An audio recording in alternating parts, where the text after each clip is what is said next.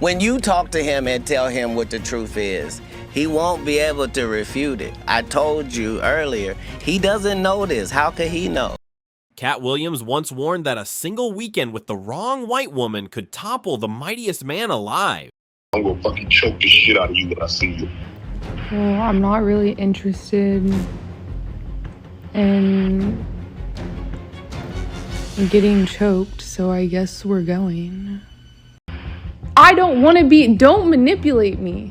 Turns out Shannon Sharpe was already living that cautionary tale the day he laughed off Katt's advice. Now he's staring down a $50 million lawsuit, a public relations wildfire, and the kind of leaked receipts that make sponsors vanish overnight. How did a Hall of Fame tight end with a second superstar career on television wind up here? Let's rewind, because every twist in this story gets stranger than the last, and the lesson at the end might just save someone else's future. Back in January 2024, Club Shay felt more like a comedy club than a podcast studio. Katt Williams leaned into his mic, eyes twinkling, and dropped the line that would loop on TikTok for months. You could be Kang the Conqueror, and a white woman will have you running down the street in 2 weekends. Shannon's laugh landed a half beat too late. His shoulders tensed, his eyes darted sideways like someone had just mentioned a secret he'd promised never to share. Viewers caught that micro flinch, clipped it, ran it through body language analysis apps, and pasted slow motion breakdowns across social feeds. Why does Unc look spooked? One comment asked. Who's he messing with? Another replied. Nobody realized the answer was scrolling their timeline in real time. A 19-year-old fitness influencer named Gabriella Zuniga, better known to her subscribers for racy pay-per-view clips than for protein shake tutorials. Katt wasn't merely clowning, he was foreshadowing, but Shannon missed the subtext, or chose to miss it. He grinned, poured another splash of cognac, and changed the subject to sports. Off camera, a different game was already in sudden death overtime. 2 weeks after Katt's prophecy went viral, Monique slid into the same chair and offered plain anti-level wisdom. Baby, find someone who knows what 50 feels like, she urged, tapping the desk for emphasis. Shannon giggled again, called her Auntie Mo,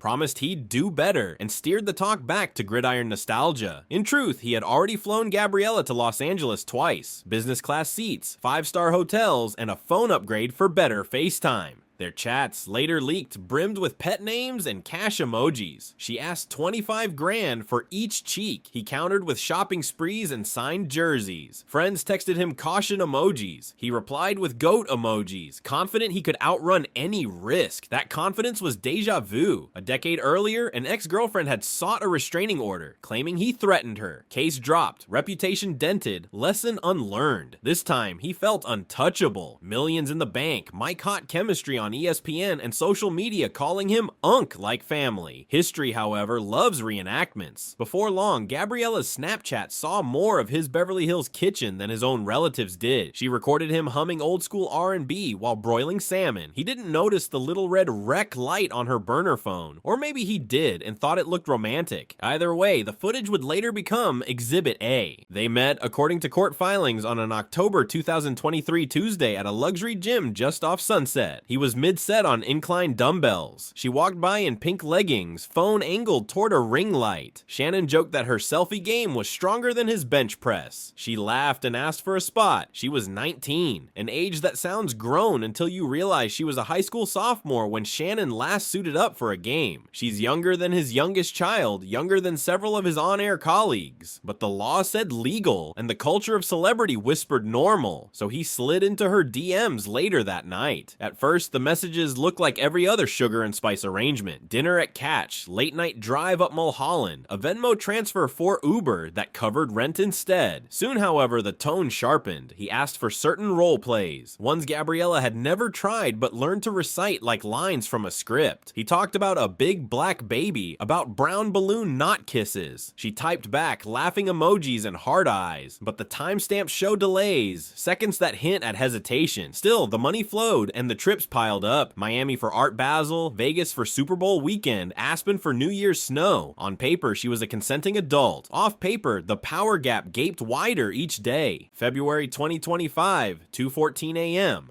Gabriella texts, "Put a big black baby in me." It reads like a parody line, something ripped from a problematic fanfic, yet screenshots confirmed she typed it. Shannon's reply is missing, cropped out, or never leaked, but digital forensics later revealed his side, 3 purple devil emojis, and a promise to make that wish come true. That single line became the internet's chew toy. TikTok stitches mocked the fetish. Twitter threads debated the layers of internalized stereotypes. Some said Gabriella was playing into centuries-old tropes. Others argued Shannon orchestrated it all. Either way, sympathy vanished. The public doesn't forgive kinks that echo historical trauma. Within hours, sports radio callers asked if race play should disqualify someone from Hall of Fame ceremonies. Bloggers compared Shannon to NFL stars who preach respect on Sundays and chase taboo thrills by Monday. Sponsors checked contract clauses about morals and public scandal. The avalanche was just beginning, and it hadn't even hit the steepest slope. March 13th, 2025, TMZ drops a 20-second clip. Gabriella's voice is soft, almost amused. "I'm not sure I'm into choking tonight." Shannon answers, deep and deliberate, "I might choke you in public. Big black guy, small white woman."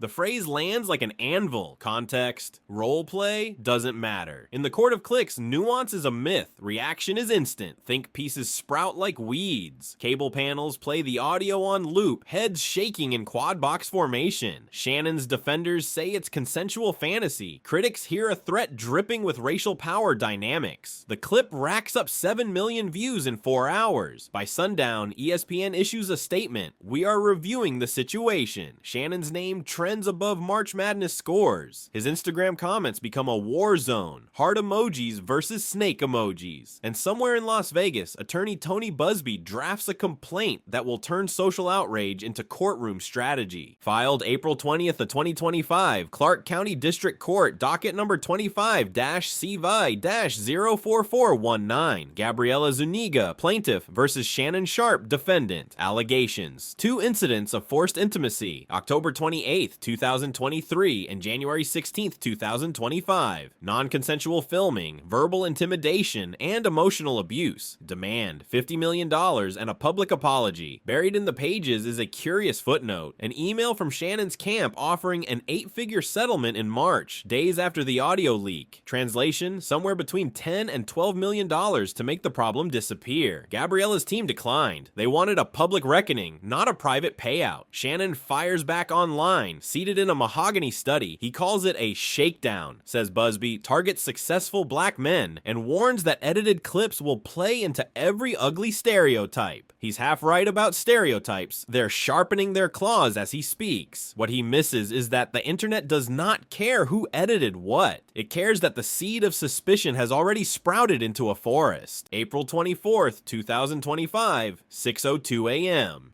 Eastern First Take opens without its new star. Molly Karam reads a network note. Shannon Sharpe is taking time away while he addresses personal matters. On screen, Stephen A. Smith looks as if someone just benched his favorite wide receiver in the 4th quarter. Within 48 hours, 3 sponsors temporarily suspend partnerships. A whiskey brand deletes last month's promo reel featuring Shannon sipping rare cask. A sports betting app pulls his face from banner ads. The New York Post runs a headline: "From tight end to loose cannon, ESPN's $6.5 million risk." Old dirt resurfaces. A 2010 ex-girlfriend claims he once threatened her during an argument about phone privacy. The case was tossed, but screenshots of the filing circulate anew. Footage of his 2023 courtside altercation at a Lakers-Grizzlies game leads SportsCenter B block. Fans compile everything into 7-minute expose videos titled Shannon's Pattern. Meanwhile, Gabriella gains 50,000 Instagram followers in a week. She posts a selfie in oversized sunglasses captioned "Self-Care Sunday."